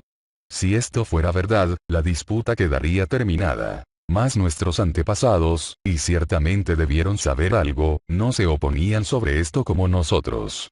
San Cirilo, en su cuarto libro sobre la Trinidad, dice: creo por la roca debéis entender la fe inmóvil de los apóstoles. San Hilario, obispo de Poitiers, en su segundo libro sobre la Trinidad, dice: la roca, Petra, es la bendita y sola roca de la fe confesada por la boca de San Pedro. Y en su sexto libro de la Trinidad, dice: es sobre esta roca de la confesión de fe, que la Iglesia está edificada. Dios, dice San Jerónimo, en el sexto libro sobre San Mateo, ha fundado su iglesia sobre esta roca, y es de esta roca que el apóstol Pedro fue apellidado. De conformidad con él, San Crisóstomo dice en su homilía 53 sobre San Mateo: sobre esta roca edificaré mi iglesia, es decir, sobre la fe de la confesión. Ahora bien, ¿cuál fue la confesión del apóstol? He aquí: tú eres el Cristo, el Hijo del Dios viviente. Ambrosio, el santo arzobispo de Milán, sobre el segundo capítulo de la epístola a los Efesios. San Basilio de Celencia y los padres del concilio de Calcedonia, enseñan precisamente la misma cosa. Entre todos los doctores de la antigüedad cristiana, San Agustín ocupa uno de los primeros puestos por su sabiduría y santidad. Escuchad, pues, lo que escribe sobre la primera epístola de San Juan. ¿Qué significan las palabras edificaré mi iglesia sobre esta roca, sobre esta fe, sobre eso que dice, tú eres el Cristo, el Hijo del Dios viviente? En su tratado 124 sobre San Juan, encontramos esta muy significativa frase: sobre esta roca, que tú has confesado, edificaré mi iglesia, puesto que Cristo mismo era la roca. El gran obispo creía tampoco que la iglesia fuese edificada sobre San Pedro, que dijo a su rey en su sermón 13: tú eres Pedro y sobre esta roca, Petra, que tú has confesado, sobre esta roca que tú has reconocido diciendo, tú eres el Cristo, el Hijo de Dios viviente. Edificaré mi iglesia. Sobre mí mismo, que soy el Hijo de Dios viviente. La edificaré sobre mí mismo, y no yo sobre ti. Lo que San Agustín enseña sobre este célebre pasaje, era la opinión de todo el mundo cristiano en sus días. Por consiguiente, reasumo y establezco. 1. Que Jesús dio a sus apóstoles el mismo poder que dio a Pedro. 2. Que los apóstoles nunca reconocieron en San Pedro al vicario de Jesucristo y al infalible doctor de la Iglesia. 3. Que los concilios de los 4 primeros siglos, mientras reconocían la alta posición que el obispo de Roma ocupaba en la Iglesia por motivo de Roma, tan solo le otorgaron una preeminencia honoraria, nunca el poder y la jurisdicción. 4. Que los santos padres en el famoso pasaje tú eres Pedro y sobre esta piedra edificaré mi iglesia, nunca entendieron que la iglesia estaba edificada sobre San Pedro, sino sobre la roca, es decir, sobre la confesión de la fe del apóstol. Concluyó victoriosamente, conforme a la historia, la razón, la lógica, el buen sentido y la conciencia cristiana, que Jesucristo no dio supremacía alguna a San Pedro, y que los obispos de Roma no se constituyeron soberanos de la Iglesia, sino tan solo confesando uno por uno todos los derechos del episcopado. Voces. Silencio. Insolente, protestante. Silencio. No soy un protestante insolente. La historia no es católica, ni anglicana, ni calvinista, ni luterana, ni armeniana, ni griega cismática, ni ultramontana. Es lo que es decir, algo más poderoso que todas las confesiones de la fe, que todos los cánones de los concilios ecuménicos. Escribid contra ella si osáis hacerlo. Mas no podréis destruirla, como tampoco sacando un ladrillo del Coliseo, podríais hacerlo derribar. Si he dicho algo que la historia pruebe ser falso, enseñádmelo con la historia. Y, sin un momento de titubeo, haré la más honorable apología. Mas tened paciencia, y veréis que todavía no he dicho todo lo que quiero y puedo. Y aun si la pira fúnebre me aguardase en la plaza de San Pedro, no callaría, porque me siento precisado a proseguir. Monseñor Dupanleut, en sus célebres observaciones sobre este concilio vaticano, ha dicho, y con razón, que si declaramos a Pío IX infalible, deberemos necesariamente, y de lógica natural, vernos precisados a mantener que todos sus predecesores eran también infalibles. Pero, venerables hermanos, aquí la historia levanta su voz con autoridad, asegurándonos que algunos papas erraron. Podéis protestar contra esto o negarlo, si así os place, mas yo lo probaré. El Papa Víctor, 192, primero aprobó el montanismo y después lo condenó. Marcelino, 296 a 303, era un idólatra. Entró en el templo de Vesta y ofreció incienso a la diosa. Diréis que fue acto de debilidad, pero contesto. Un vicario de Jesucristo muere, mas no se hace apóstata. Liberio, 358, consintió en la condenación de Atanasio. Después hizo profesión de arrianismo para lograr que se le revocase el destierro y se le restituyese su sede. Honorio, 625, se adhirió al monotolismo. El padre Gatri lo ha probado hasta la evidencia. Gregorio I, 578 a 590, llama anticristo a cualquiera que se diese el nombre de obispo universal. Y al contrario, Bonifacio III, 607 a 608, persuadió al emperador parricida, Focas, a que le confiriera dicho título. Pascal II, 1088 a 1099, y Eugenio III, 1145 a 1153, autorizaron los desafíos. Mientras que Julio II, 1599, y Pío IV, 1560, los prohibieron. Eugenio IV, 1431 a 1439, aprobó el concilio de Basilea y la restitución del cáliz a la iglesia de Bohemia, y Pío II, 1458, revoca la concesión. Adriano II, 867 a 872, declaró válido el matrimonio civil. Pero Pío VII, 1800 a 1823, lo condenó. Sixto V, 1585 a 1590, compró una edición de la Biblia y con una bula recomendó su lectura. Mas Pío VII condenó su lectura. Clemente XIV, 1700 a 1721, abolió la compañía de los jesuitas, permitida por Pablo II, y Pío VII la restableció. Mas, ¿a qué buscar pruebas tan remotas?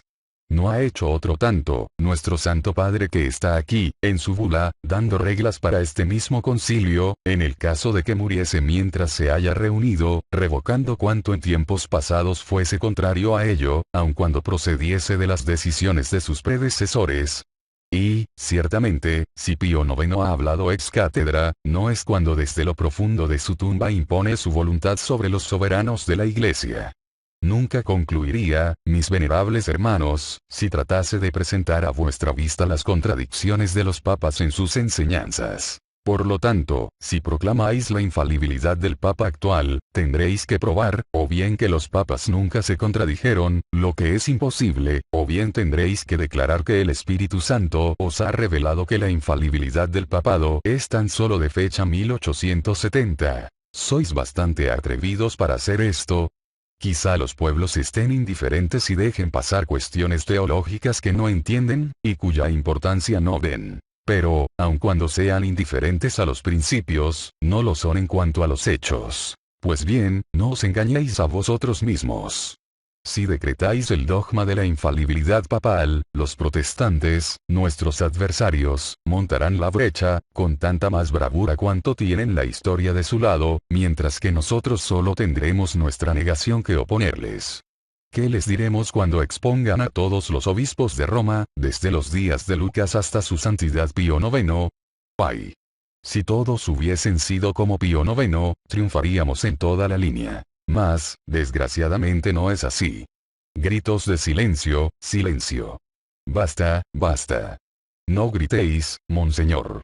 Temer a la historia es confesaros derrotados. Y, además, aun si pudierais hacer correr toda el agua del Tíber sobre ella, no podríais borrar ni una sola de sus páginas. Dejadme hablar y seré tan breve como sea posible en este importantísimo asunto. El Papa Virgilio, 538, compró el papado a Belisario, teniente del emperador Justiniano. Es verdad que rompió su promesa y nunca pagó por ello. ¿Es esta una manera canónica de ceñirse la tiara? El segundo concilio de Calcedonia lo condenó formalmente. En uno de sus cánones se lee: el obispo que obtenga su episcopado por dinero, lo perderá y será degradado. El Papa Eugenio III, 1145, imitó a Virgilio. San Bernardo, la estrella brillante de su tiempo, reprendió al Papa, diciéndole: ¿podrás enseñarme en esta gran ciudad de Roma alguno que os hubiese recibido por Papa sin haber primero recibido oro y plata por ello? Mis venerables hermanos, será el Papa que establece un banco a las puertas del templo, inspirado por el Espíritu Santo. ¿Tendrá derecho alguno de enseñar a la Iglesia la infalibilidad? Conocéis la historia de Formoso demasiado bien, para que yo pueda añadir nada. Esteban XI hizo exhumar su cuerpo vestido con ropas pontificales. Hizo cortarle los dedos con que acostumbraba dar la bendición y después lo hizo arrojar al Tíber, declarando que era un perjuro e ilegítimo. Entonces el pueblo aprisionó a Esteban, lo envenenó y lo agarrotaron. Mas, ved cómo las cosas se arreglaron. Romana, sucesor de Esteban, y tras él, Juan X, rehabilitó la memoria de Formoso. Quizá me diréis, esas son fábulas, no historia. Fábulas. Id, monseñores, a la librería del Vaticano y leed a Platina, el historiador del papado, y los anales de Baronio, 897. Estos son hechos que, por honor de la Santa Sede, desearíamos ignorar. Mas cuando se trata de definir un dogma que podría provocar un gran cisma en medio de nosotros, el amor que abrigamos hacia nuestra venerable Madre la Iglesia Católica, Apostólica y Romana, deberá imponernos el silencio. Prosigo. El erudito cardenal Baronio, hablando de la corte papal, dice: haced atención, mis venerables hermanos, a estas palabras. ¿Qué parecía la Iglesia romana en aquellos tiempos? ¡Qué infamia! Solo las poderosísimas cortesanas gobernaban en Roma. Eran ellas las que daban, cambiaban y se tomaban obispos. Y, horrible es relatarlo, hacían sus amantes, los falsos papas, subir al trono de San Pedro Baronio, 912. Me contestaréis: esos eran papas falsos, no los verdaderos. Séalo así, mas en este caso, si por 50 años, la sede de Roma se hallaba ocupada por antipapas, ¿cómo podréis reunir el hilo de la sucesión papal? Pues ¿qué? ¿Ha podido la Iglesia existir, al menos por el término de un siglo y medio sin cabeza, hallándose acéfala? Notad bien. La mayor parte de esos antipapas se ven en el árbol genealógico del papado. Y, seguramente, deben ser estos los que describe Baronio, porque aún Genebrardo, el gran adulador de los papas, se atrevió a decir en sus crónicas, 901. Este centenario ha sido desgraciado, puesto que por cerca de 150 años los papas han caído de las virtudes de sus predecesores y se han hecho apóstatas más bien que apóstoles. Bien comprendo por qué el ilustre Baronio se avergonzaba al narrar los actos de esos obispos romanos. Hablando de Juan XI, 931, hijo natural del Papa Sergio y de Marosia, escribió estas palabras en sus anales: la Santa Iglesia, es decir, la romana, ha sido vilmente atropellada por un monstruo. Juan XII, 956. Elegido papa a la edad de 18 años, mediante las influencias de las cortesanas, no fue en nada mejor que su predecesor. Me desagrada, mis venerables hermanos, tener que mover tanta suciedad. Me callo tocante a Alejandro VI, padre y amante de Lucrecia. Doy la espalda a Juan XXII, 1219, que negó la inmortalidad del alma y que fue depuesto por el Santo Concilio Ecuménico de Constanza. Algunos alegarán que este concilio solo fue privado. Séalo así. Pero si le negáis toda clase de autoridad, deberéis deducir como consecuencia lógica, que el nombramiento de Martín V, 1417, era ilegal. Entonces, ¿dónde va a parar la sucesión papal? ¿Podréis hallar su hilo? No hablo de los cismas que han deshonrado la Iglesia. En esos desgraciados tiempos la sede de Roma se halla ocupada por 2 y a veces hasta por 3 competidores. ¿Quién de estos será el verdadero Papa?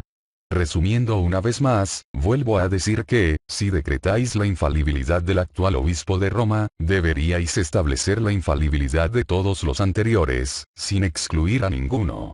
Mas, podréis hacer esto cuando la historia está allí probando con una claridad igual a la del sol mismo, que los papas han errado en sus enseñanzas.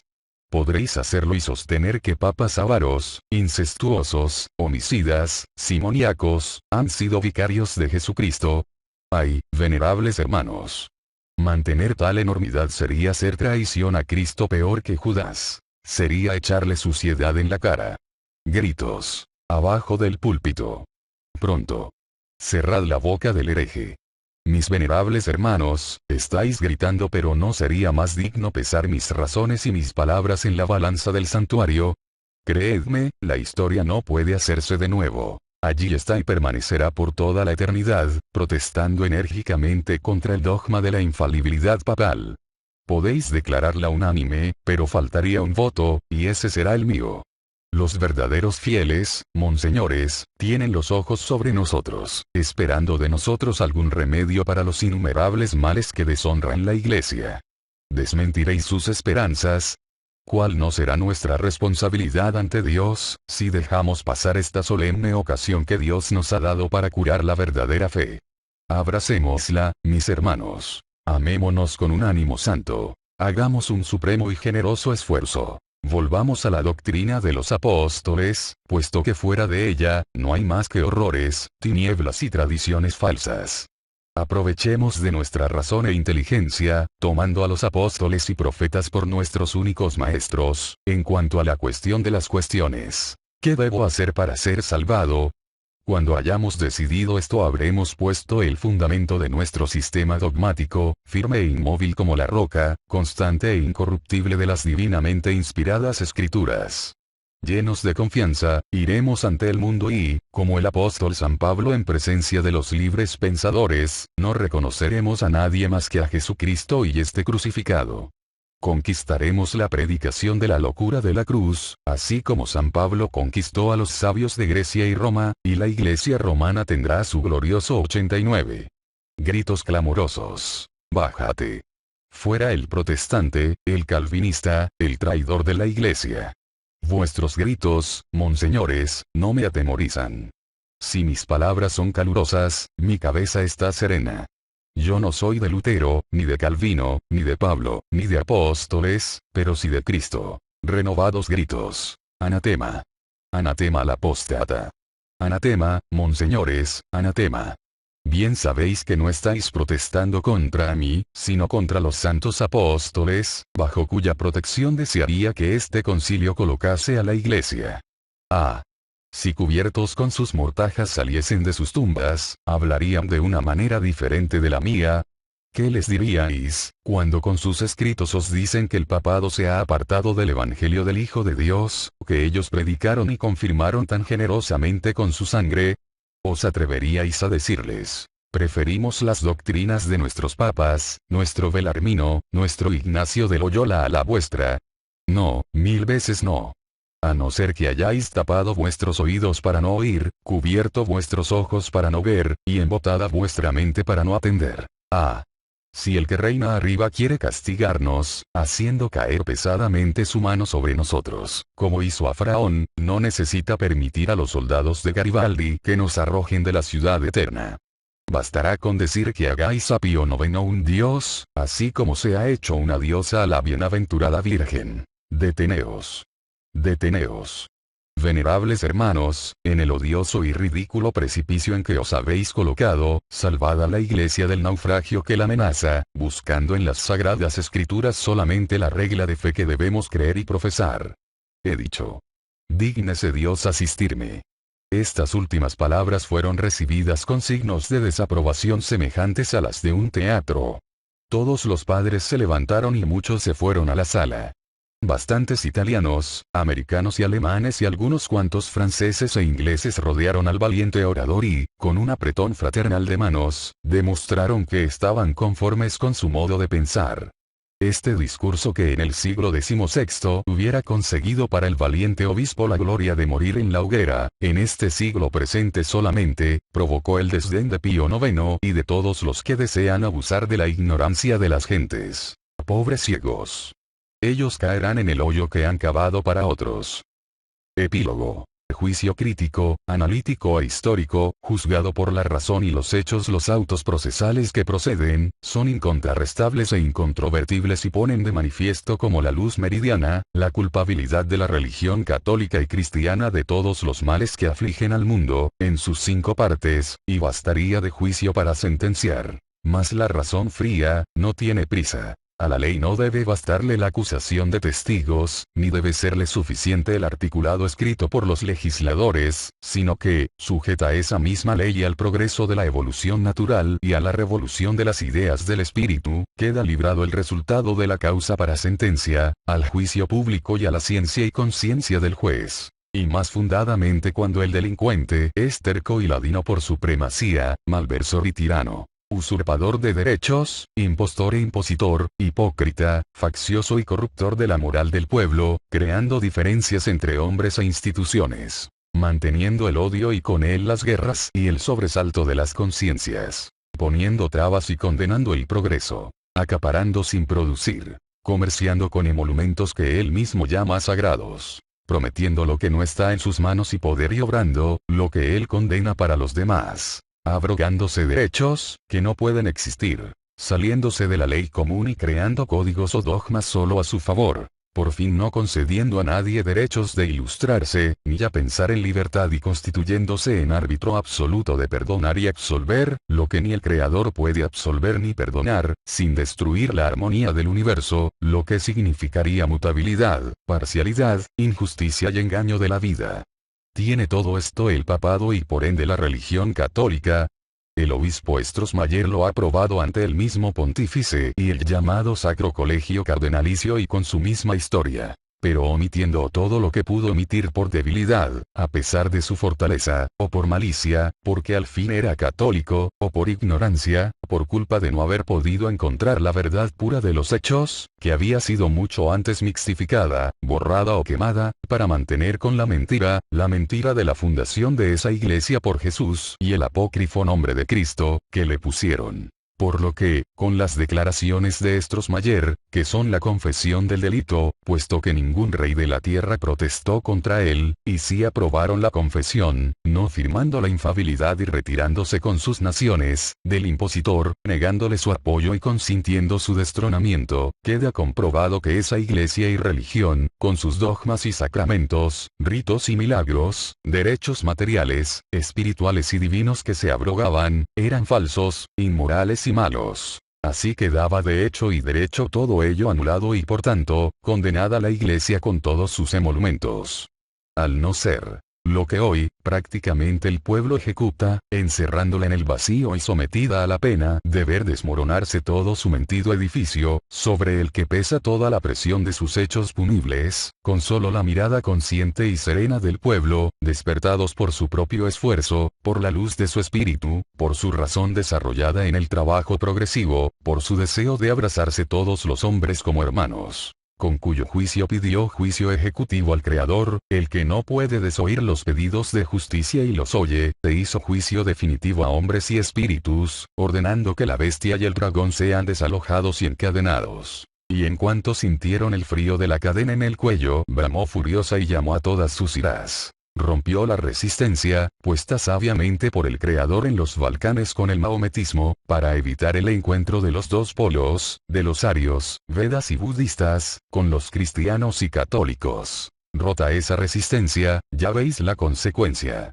Se tocaron los dos extremos y el cortocircuito es terrible. Los odios no encuentran modo, ni medida, de atenuar. pero lo encontrará la ley de justicia divina, aunque sea hundiendo las sedas y tierras de todos esos dioses, que si cada uno tiene un vicio, el Dios católico, tiene los de todos y los innumerables que consiguió en el odio a todos ellos. Que lo digan, si no es verdad, todas las otras religiones del Oriente y aún las mismas cristianas, protestantes, cismáticas, armenias, griegas y ortodoxas, que también ninguna es justa ni buena, aunque sean mejor que la católica. La que, por su engaño insólito, pidió y se apropió de todos los ritos y teologías de todas, bajo la promesa de unificación por un solo código, que aún esperan, desde el año 325. Pero en cambio, recibieron las armas del alucinado y asesino de su suegro y parientes, el emperador Constantino, primer emperador católico obediente al Concilio I, que merezca tal nombre, y tomó la cruz patíbulo, como arma redentora, cristianamente, para crucificar a todo el género humano. Demasiado claro habla esto a la conciencia, despierta ya del letargo y libertada del oprobio. Y tan es cierto que la cruz nació como afrenta y afrenta sigue siendo, como que el celibato es inmoral y causa del desconcierto de la humanidad, que su fin es acabar con la especie humana. Si la naturaleza y la ley divina impuesta de creced y multiplicaos no fuera más fuerte que los celibatarios, no podrá jactarse ni un solo de los célibes, de no haber sentido en sí mismo la imposición de la ley de procreación, y de aquí nacieron los más abominables crímenes, para eludir el patriarcado. Esto cundió al pueblo, siendo hoy una vergüenza, un estigma, que la humanidad arrastra, que la ley de la vida y con ella el Creador, no pueden perdonar y no perdonan. Porque la ley suprema es esta. Si odias, tendrá que amar. Si matas, con tus besos resucitarás al muerto. Para su cumplimiento está la reencarnación, sin la cual, el progreso no puede ser, ni la vida podría tener atractivo y el Creador no es injusto. Los absurdos teológicos, no los tenemos en cuenta como base de este juicio. Son absurdos y no resisten un miligramo de presión de la libre crítica, ni menos investigación racional, menos aún a la sabiduría del espíritu, y ya tienen bastante juicio con esto. Pero se les tomará si a juicio vienen, para apoyar el juicio material, moral y corporal. Aun cuando ya queda sobradamente probada toda la falsedad de la religión católica y cristiana, como están las otras fracciones de cismáticos y ortodoxos, que no tienen tantos absurdos, pueden creerse más libres de la condenación que resulta contra la católica, romana y no romana, y no pueden quedar en esa creencia aunque, engañadas por la cristiana, le dieron sus ritos y teologías cuya alianza ya se había prevenido en el Apocalipsis, diciendo que del fondo del mar surgía una nueva bestia, con 7 cabezas, que son 7 religiones que firmaron la alianza. El cisma protestante, nacido por discordia entre los sacerdotes, selló su santidad, quemando al gran Miguel Servet y siguió en todo el ejemplo de terror de su madre la Iglesia romana. Si bien es cierto, que han defendido a María la Madre de Jesús, en su ley de madre, de la cual la sacaron por el dogma de la Inmaculada Concepción, cosa la más irracional que cabe en la fantasía de las mentiras. Mas esto, que parece ser el fundamento que le diera derecho a la consideración del libre pensamiento, no es más que un subterfugio empleado, para ganarse al pueblo que jamás creyó, fundándose en la ciencia y la razón, que ninguna mujer puede concebir, ni ser concebida, más que por la ley única, con todos los defectos y virtudes de la naturaleza, que para nadie hace, porque no puede hacer excepción. Porque tampoco el mismo Creador puede torcer sus leyes, sin dejar de ser inmutable. Ni tiene hijos predilectos, porque ángeles y demonios, que no existen, pero existen espíritus de luz y tinieblas, todos son sus hijos. Solo que a unos los mira con placer y a otros con misericordia. Pero en los dos casos, en el mismo amor, porque solo tiene un amor, como solo tiene una ley y no la torció por Jesús, ni por nadie. El protestantismo, pues, como los llamados cismáticos y ortodoxos, son cristianos y tienen solo la atenuante de no ser católicos. Pero son dogmáticos, son fanáticos y odian, lo mismo que los católicos los odian a ellos. Han sostenido guerras por la religión, han atemorizado y perseguido al pueblo y no hay una sola familia que no tenga el estigma religioso y están por lo tanto en el mismo orden de sentencia. El maometismo, nacido a tiempo por la unión de 50 religiones islamitas y fúlicas, nace ideado por los espíritus de progreso, para que sea el valladar entre el cristianismo y el budismo orientalista, el que, por la trampa del cristianismo, al pedirle sus ritos y teologías para unificar todas las religiones como ya queda dicho, no le perdonarían, no le perdonan su felonía. Se habían de ir a las manos y el maometismo cumplió el fin que se le encomendó, pero sosteniendo en todos los momentos guerras sangrientas, llevadas por la rugiente bestia católica, hasta llegar al odio más indomable llamándolos perros cristianos. Por cuyo odio, cometió los desmanes del fanatismo. Por cuya causa, el maometismo, como el budismo y las religiones de su familia, están en el mismo orden de sentencia. ¿Acaso parezca, que al no enumerar hechos tan vergonzosos de estas religiones, como el de la católica y cristiana, se pueda pensar que son mejores o que al juzgarlas, haya habido parcialidad? No, no hay parcialidad. Ya dije que cada una es un vicio de la católica y al examinar aquella, quedan examinadas todas en ella, porque ella, al nacer, recopiló en sí misma todos los vicios, dogmas y ritos de todas las abluciones de la judía, convertidas y un bautismo sacramental. Juan, no bautizó en nombre de nadie ni menos de una religión, pero en cambio, llamó a los sacerdotes y magnates raza de víboras. De la religión Vedanta, budista, tomó el rito de las especies, convertido en el impío sacramento de la Eucaristía, que no fue instituido por Jesús, aunque lo diga hoy el Evangelio de Juan, que tampoco este, ni los otros 3 que hoy le dan al pueblo, son los que ellos escribieron, sino porque se presentaron unos 50 escritos novelescos y escogieron 4 para llamarlos evangelios y se contradicen los 4 también. ¿Cómo habían de llamar esos discípulos a Jesús su Maestro, Cristo, si solo unos exaltados le llamaron Cristo, el día que Jesús entró en Jerusalén, custodiado por 20.000 hombres armados al mando del príncipe de Ur que quería proclamarlo rey de Judá? ¿Cómo habían de escribir los discípulos de Jesús, que su maestro había nacido en Belén, viviendo María su madre y sus 11 hermanos, hijos como el de José, que los hubieran desmentido, comprobando que Jesús nació en Nazaret y no el 24 de diciembre? Donde existió la matanza o degollación de los niños de Belén y sus cercanías, ni los reyes magos, ni la estrella que los guiara. Donde, en fin, se verificó la resurrección, ni la ascensión del cuerpo de Jesús, ni la venida del Espíritu Santo, aunque los apóstoles pudieran ser inspirados, ni la asunción de María. Lo único que hay de verdad en todo esto es que, Jesús fue crucificado por los sacerdotes. Mas no murió en la cruz, sino en la escuela de los esenios a la que pertenecía. En la conciencia está de todos los hombres que conocen a Jesús, que Él, no fundó religión ninguna, ni instituyó ritos ni sacramentos, que sí, las rebatió y condenó, siendo esto la causa de los odios de los sacerdotes, hasta llevarlo al patíbulo, el cual la religión católica quiere que sea instrumento de redención, pero el obispo Strossmayer prueba que los papas cerraron todos y en todo. Que Pedro, no fue autorizado por su maestro, ni lo tomó como piedra para fundar la Iglesia Católica ni otro. Por añadidura, están las cartas de Pablo, donde acusa a Pedro de que judaizaba con los judíos que crucificaron a su maestro. Confiesa Pablo, que había reconocido a Santiago, el hermano del Señor, como jefe del apostolado.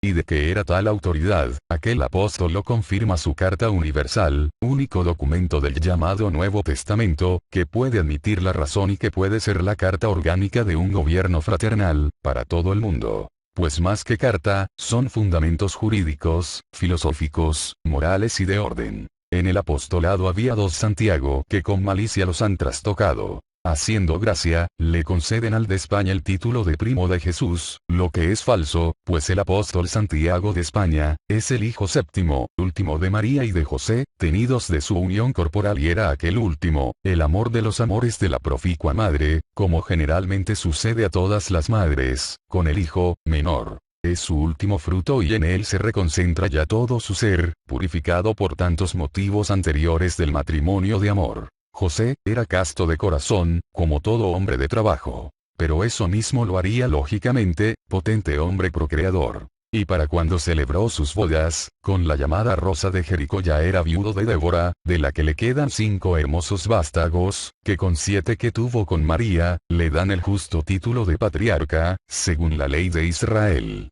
Es gravísimo y estupendo el delito de deshonra que le ha impuesto la religión católica, con la putación de Jesús, que sabiendo por ciencia y conciencia, que el Creador no puede torcer ni quebrar sus leyes, tampoco mujer ninguna puede concebir, sino por obra de varón. Si José es padre putativo de Jesús, siendo hijo de María, su mujer necesariamente, ante toda la ley humana, María, es adúltera. Eso habéis hecho a María. Oh católicos. Adúltera. Eso nada menos la llamáis al crearla y confesarla virgen, culpar a vuestra religión de tal crimen y blasfemia. Santiago es el Benjamín de la gran familia del carpintero de Nazaret. Esa es la causa de que, una vez que todos los apóstoles han sido distribuidos en los puntos que convino, María se fue al lado y al amor de su Jaime. Salúa, hoy Zaragoza, es testigo de que María fue por su pie, con sus cabellos plateados por los años y el sufrimiento. Allí en España, quedó y están sus sagrados restos de madre y mártir del amor, guardados muy bien por su hijo, el que recibió una promesa y un beso, para dárselo un día a la humanidad en señal de paz. Y, parece que ahora debe acercarse ese feliz momento, porque la acción de la justicia, quita todos los estorbos y se descubre la verdad, a la luz del sol de justicia. Todo esto, con las pruebas de Strossmayer, ponen evidentemente al descubierto la falsedad de todo lo que constituye la religión católica. Lo falso no puede existir. Conocida la falsedad, todo aquel que milita en la causa falsa, es falso con ella y peligroso de los mismos hechos que su causa. Se les dice a los hombres que son efecto de la causa, para que no aleguen ignorancia, o se confiesen cómplices de los hechos de la religión. Queda confirmado por sus hechos que, el mal mundial y todas las guerras habidas en la tierra, desde que existe el cristianismo y catolicismo, son causados por él. No puedo cerrar este juicio sin decir, que la palabra Cristo, se traduce peligro la empleó Moisés y la dio al pueblo por santo y seña, ya que era herencia que él recibió. Que nos digan los archivos de Egipto, si no es verdad, que los israelitas, pronunciaban esa palabra sobre la piedra, en sus fiestas y también para conocerse, los que por disposición de Moisés, se quedaron para alistarse en las filas de Faraón, en los ejércitos que persiguieron al pueblo de Israel, con cuya estrategia, venció Moisés a sus perseguidores, porque, de entre sus filas y con sus mismas armas, los acometieron los israelitas que se conocían bajo la palabra Cristo. Cristo, pues, es la piedra ungida por Jacob, la cual Moisés dejó no olvidada, sino señalando algo que enterró en las arenas del Mar Rojo, cuyas aguas no abrió. Pues si hubiera podido abrir paso en el mar, mejor habría podido evitar la batalla que le costó muchos hombres y zozobras. Este es un principio filosófico indestructible. Como esa piedra fue encontrada por Aiteques, yerno de Faraón y llevada a la hoy Galicia, España, por la brigada formada de los restos del ejército de Faraón, derrotado por Moisés, lo refiere muy minuciosamente con datos, señales y documentos, Mr. River Carnard, en unos capítulos titulados El trono más extraño del mundo, publicados en julio y agosto de 1902, en la Mundial Revista Alrededor del Mundo y entregados a la Academia de la Historia. Lo que quiere decir, que es fidedigno e histórico, aunque allí falte la parte espiritual, que está en los secretos de los archivos en los que Jesús y otros misioneros podían solo conocer hasta hoy. Pero ya todo se le dirá al hombre, porque desaparece el peligro Cristo que tuvo la humanidad y a las naciones que le rinden culto se les advierte que el que ama el peligro, perece en él. Sí. Aiteques, yerno de Faraón y capitán de sus ejércitos, encontró y cargó con la piedra que Moisés dejó en señal de lo que ocultó en las arenas del Mar Rojo. Y como había visto a los israelitas en sus fiestas inclinarse sobre la piedra y decir Cristo, como había oído a los desertores de su ejército, israelitas, conocerse con la piedra a Cristo, aquella piedra, según la superstición reinante en los egipcios, no podía ser otra cosa que el Dios de los israelitas, más fuerte que el de Faraón, puesto que los habían vencido, y Aiteques gritó: los hemos vencido. Los abandonó su Dios, ya tenemos una piedra convertida en Dios. Llamado Cristo, ¿cuáles eran sus doctrinas? Los israelitas tenían las Vedas, traducidas o emanadas del sánscrito, doctrina y ley buenas indiscutiblemente y tenidas como verdad las que tomaron para el nuevo Dios. La palabra verdad, en egipcio, dice evangelio. Y esa es la causa de que a la verdad se le llame evangelio. Ese es Cristo. infinitamente inferior a la doctrina que le dieron, pero que la concupiscencia mistificó pronto. Hoy, el Evangelio, mistificado y arreglado al gusto de los sacerdotes de cada fracción religiosa, es mucho más bajo aún que el Cristo, o la piedra, la cual es Cristo. Aquellos grupos de derrotados egipcios formaron brigada. En posesión de ese Dios, dijeron. Tenemos el Dios más fuerte y con él dominaremos al mundo, lástima es que Aiteques fuera un tan buen profeta. Pero ese Dios, esa religión cristiana nacida en las arenas ensangrentadas del Mar Rojo, es la bestia que Juan ve morir y de la cual ve nacer otra nueva con 7 cabezas y sentarse sobre ella el dragón, Cristo, a la cual adoran los hombres por sus milagros, léase engaños y terrores, ya ven los hombres que todo se ha cumplido. Pero sabéis también que Juan le señala a esa segunda bestia 2000 años hebraicos de reinado y ya se han cumplido. No hay lugar a burlar la ley. Por fin aquella brigada, con el Dios, Cristo, pasó el África y la Iberia y se instaló en la que es hoy Galicia de España, fundando la ciudad de Brigantium en nombre de la brigada, llamándose brigantinos. Aquella ciudad es la hoy Santiago de Compostela, donde estuvo aquel trono 23 siglos. Aquel trono pasó escapado a Irlanda. De allí a Escocia, para asentarse por fin en Westminster, de donde ya no tiene salida. Ya lo verán luego los hombres. La prueba y testigo de estas verdades es la misma piedra que Aiteques encontró y llamó Cristo, hoy piedra fatídica, que está empotrada en el asiento del trono, donde desde hace siglos se sientan los reyes de Inglaterra al ser consagrados, y es aquel mismo trono de Brigantium. Por si ahora lo quisieran ocultar, Mr. River Carnard lo descubrió, dio fotografías y relató la peregrinación de la piedra, la cual es Cristo, que ahora ya sabéis lo que es y quién lo fundó. Y bien, es verdad que de tal palo, tal astilla. Que, según es la semilla, el fruto no puede ser más que de su especie. El sentimiento del ser es la base de sus acciones. Entonces, ¿qué puede dar una piedra más que tropezones, rompimiento de miembros y descalabros? ¿Cómo podemos pedir sentimiento a Cristo, si por su naturaleza no lo puede tener? Si algo ha hecho que los hombres lo hayan creído medio bueno por el fanatismo y la ignorancia, es debido a las doctrinas que le dieron que, aunque las mistificaron, ya en la Veda no eran puras las del sánscrito, siempre quedó algo que llamara a los hombres el sentimiento, aunque fuese siendo esclavos de los sacerdotes, pues ellos solo han pasado por sabios entre los ignorantes. Hay, sin embargo, excepciones, aunque raras, pues ha habido algunos hombres de valía en las filas religiosas cristiano-católicas. Pero ninguna de esas excepciones terminó su vida bajo el dogma, pues los que no fueron sacrificados por el santo oficio, apostataron porque engañados, o porque creyeron que la moral que debía enseñar la religión debía ser sana y saludable, ya que se abrogaba el exclusivo derecho de educar a los hombres, o bien porque solo vistiendo hábitos podrían dar algunos principios evolutivos y revolutivos del espíritu. Por lo que esas raras excepciones eran misioneros de la verdad, voz y brazo de la justicia, y así confirmarían con su sangre el peligro Cristo, cuya historia solo con sangre está escrita, porque sobre sangre y cadáveres nació, teniendo por padrinos el odio, la superstición, el orgullo y la mentira. Que el odio, la venganza, la ignorancia, la opresión, el fanatismo, la usurpación y todas las pasiones son el escudo del cristianismo, está la historia que lo confirma y lo confiesa Strossmayer en su nombre ante el mismo pontífice, lo que significa su abolición, su muerte y desaparición, por en cuanto hubo muchos cardenales que estuvieron conformes con Strossmayer y ningún rey ni jefe de estado allí representado protestan y sí confirman su abolición, viendo impasible el destronamiento del Papa como rey. Desde entonces, el poder civil, en el mundo católico, adquiere su poder real del pueblo. Este confirma su triunfo no bautizando a sus hijos y adelantando la moral, la cultura y el progreso, porque sus obras ya no llevan el vergonzoso epitafio.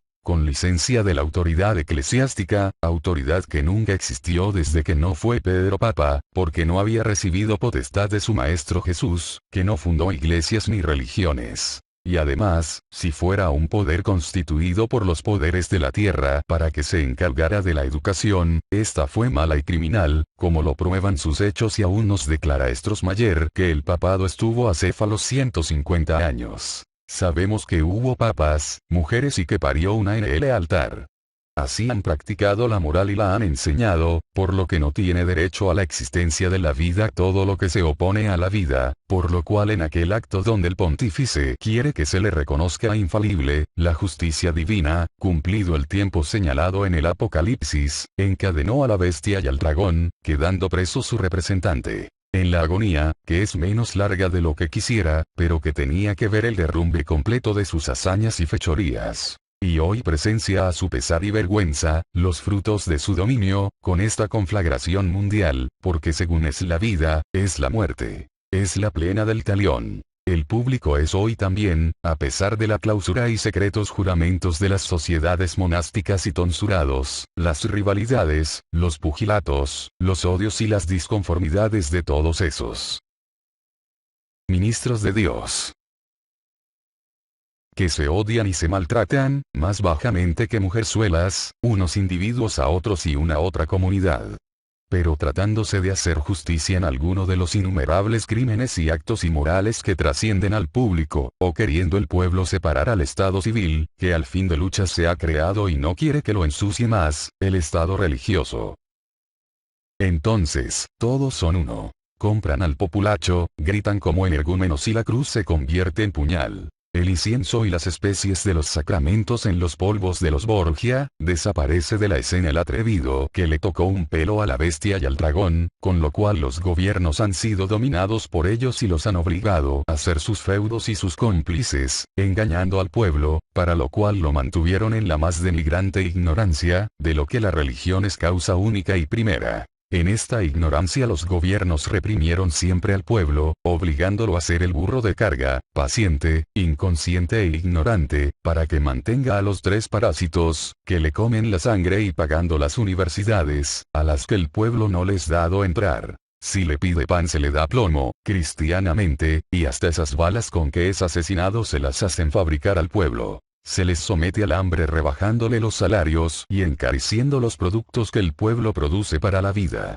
No le dejan tiempo a pensar por el hambre y el mucho y bruto trabajo. Se le cierran sus locales, para que no pueda tomar acuerdos, y se les divide sus partidos en 1000 fracciones, por la intriga y la calumnia. Se le amenaza siempre con la metralla.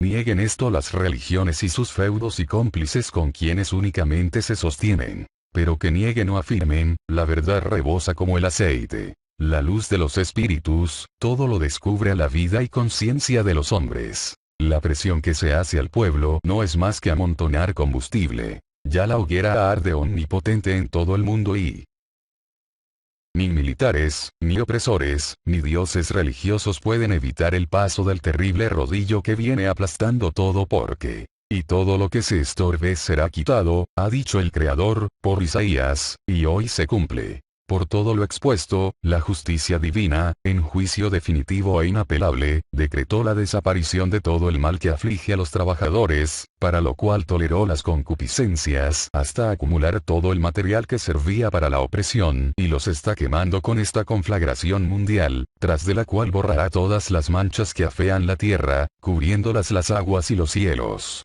Porque la tierra tiene que entrar en nuevos planos, nuevos cielos dice la profecía, y aquella atmósfera no admite miasmas de pasiones de guerra, además, sólo así desaparecerán las causas, religión y gobiernos feudos de ellas. Pero han de ver los causantes la demolición de su edificio, fundado en la mentira. Esa es la sentencia inapelable. Mas como la justicia divina no tiene iras, odios, venganzas ni represalias, tu pueblo no puedes desmentir tu nobleza.